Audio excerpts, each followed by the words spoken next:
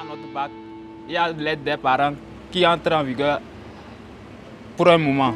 Mais après tout, peut-être après deux ans, dans ta troisième année, tu vois que les parents commencent à te lâcher un peu. Tu es obligé de te défendre et au moins apporter quelque chose aussi à la maison pour qu'on dise que toi aussi tu ne sors pas pour venir manger seulement.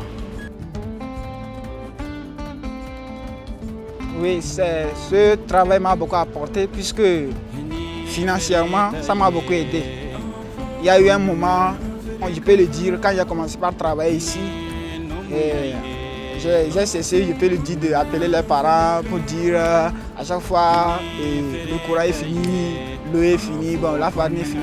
Parce que déjà, chaque quinzaine, on essaye de nous donner un truc qui nous va bien et qui nous aide vraiment à subvenir à nos besoins.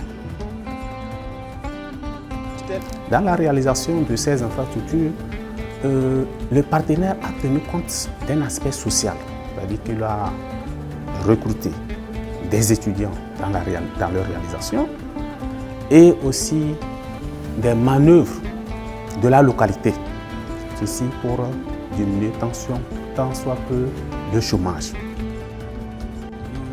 Je réponds au nom de Ayassor Sougoum. J'ai fait une licence en horticulture, une licence professionnelle en horticulture dans la spécialité ornementale et espace vert. Et après cela, j'ai continué en master en protection intégrée des végétaux à l'Institut supérieur des métiers de l'agriculture à l'Université de Kara. Quand la construction a commencé, nous on était là. C'est le 30 mars 2022 que nous avons reçu une équipe de l'entreprise Envol Partenariat Togo, conduite par son PCA. Et donc cette équipe a été envoyée par son Excellence Monsieur le Président du Conseil pour vous annoncer le projet de construction des infrastructures de l'université. Et donc nous avions à l'époque pour rôle d'identifier les besoins réels de l'université et de les transmettre à cette entreprise. Nous avons des difficultés parfois. Par exemple, les amphis où les étudiants sont tellement nombreux, il y a des salles qui ne sont pas adaptables à ces étudiants. Ça cause beaucoup de problèmes.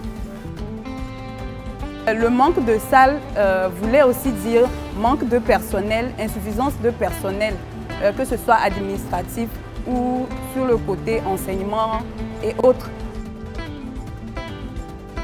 J'ai participé dans la construction de cette université en tant qu'aménagiste des espaces verts. J'ai été pris ici en tant qu'ouvrier dans l'aménagement des espaces verts. Nous avons eu à mettre de l'espace vert en les plans au niveau sur le chantier.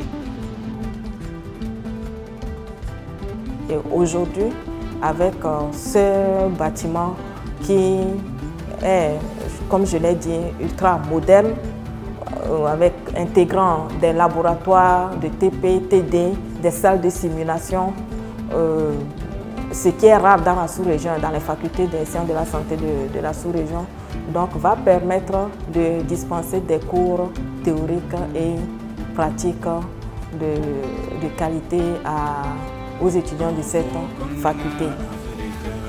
Bon, ce sont des bâtiments beaucoup plus modernes, donc je pense que ça nous permettra d'avoir des enseignements de qualité et d'être à l'aise lors des cours.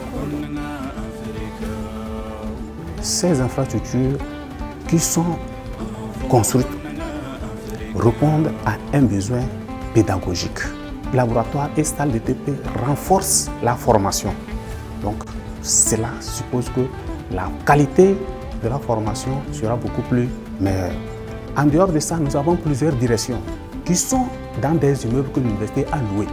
Aujourd'hui, il est question de faire venir toutes ces directions-là dans ce bloc de la présidence pour soulager l'université. Autrement dit, l'université n'aura plus à payer les loyers mensuellement. Aujourd'hui, savoir qu'il est possible de former des médecins à Kara, qu'il est possible de former des agronomes ou des ingénieurs à Kara, nous rend fiers parce que c'est de nouveaux destins qui sont en train d'être ouverts avec la présence de cette université. j'ai fini le parcours master. C'est une motivation, ça donne. Quand de voir ces bâtiments de cette envergure et aussi de la qualité de ces bâtiments, ça donne envie de continuer.